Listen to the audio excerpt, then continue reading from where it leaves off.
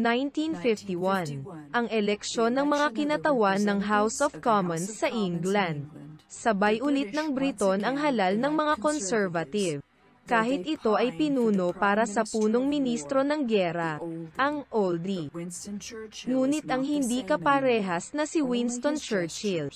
Tanging mga kilos na ang pamilya. Not to return to power because kung ang umaasa ng kanyang asawa kung hindi nila ang may bumalik. Maging isang politiko sa England sa panahon ng kapayapaan bilang paghamon. Hindi rin siya nasa mabuting kalusugan. Ang mahirap na taon ng digmaan ay naubos. And everything was very austere in England. Habang ang taon ng digmaan, dumarating ang kanyang panahon. Ang batang si Churchill ay lumaban para sa lumang imperyo.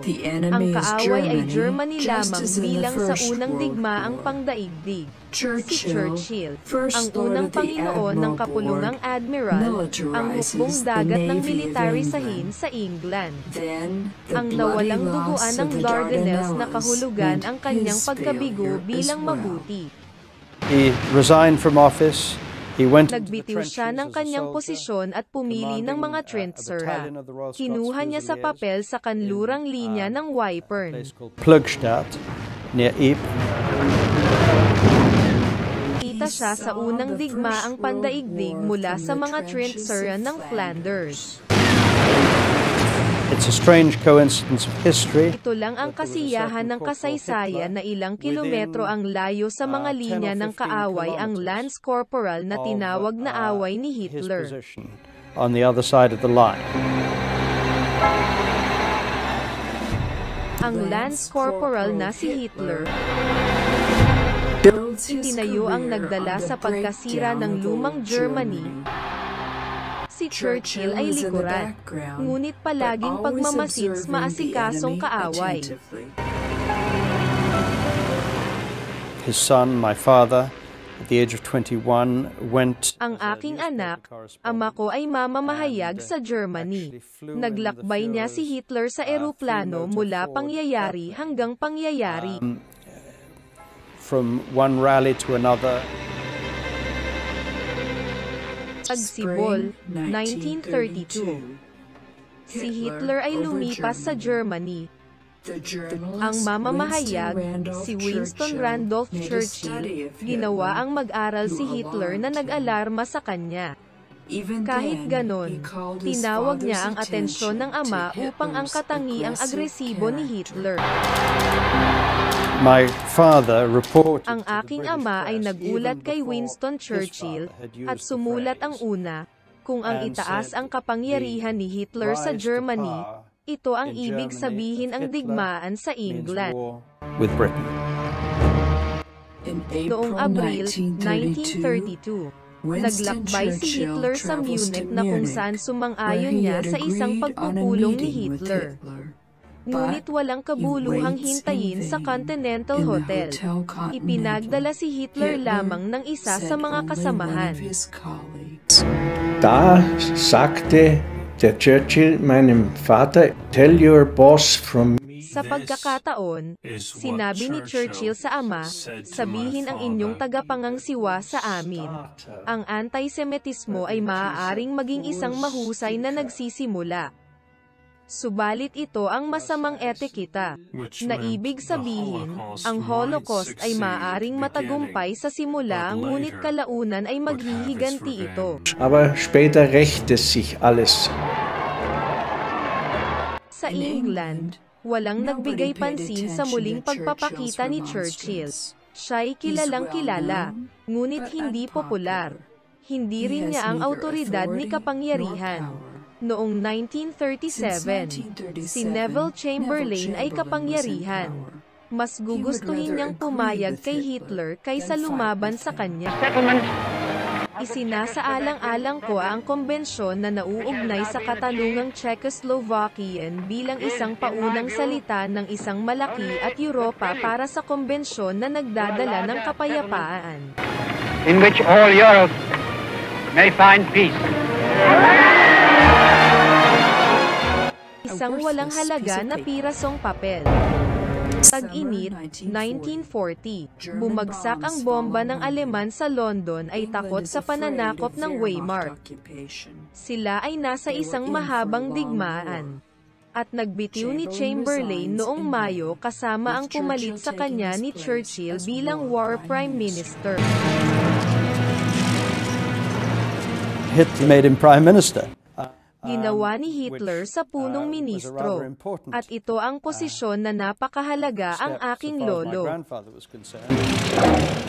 Muling binuhay niya ang politika ang bagong punong ministro sa gitna ng mga guho, ang matandang lalaki, malaking salita. Kahit kailan may pangako pa ako maliban sa dugo, luha, pagod at pawis. Maaaring makita siya ng mga tao kahit na mapanganib ito para sa kanya. Totoo siya sa kanilang palagay. Sa ganitong paraan hihilingin sa kanila ang mas malaking sakripisyo. Iniutos niya ang nakaganti sa pag-atake ng bomba.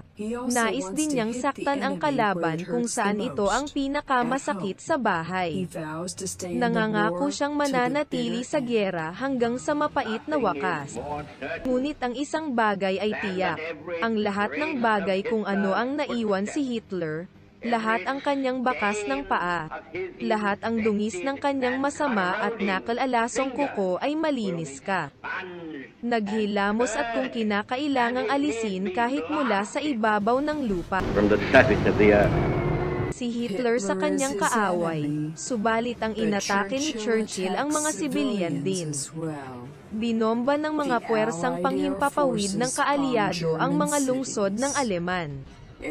Ang mga airstrike laban sa naturang maraming tao ng mga lungsod gaya ng Hamburg at Dresden.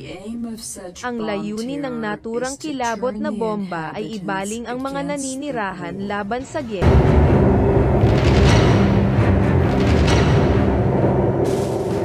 He was anything but a hard-hearted man. Hindi niya ang walang puso sa lahat. Kumilos niya ang tumatanggap patungo sa mga tao. Subalit sa pakikipaglaban para sa mabuhay ito ay hindi na kompromiso. Life, you can't afford to make too many compromises. Ikawalo ng Mayo, 1945. Sa pagkawala si Hitler sa Germany, ang araw ng pinakaluwalhati ni Churchill. Tumanggapang ng reyna sa kanya. Makalipas sa balkonahe ng Buckingham Palace kasama ang pamilyang kaharian.